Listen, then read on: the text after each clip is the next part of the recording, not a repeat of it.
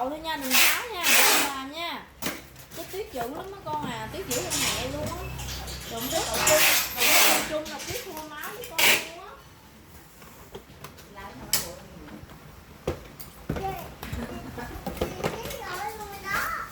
á. Dì Tuyết thua máu với con. Ôn rồi, đừng có thơm. Thua máu Đừng luôn có á. thơm.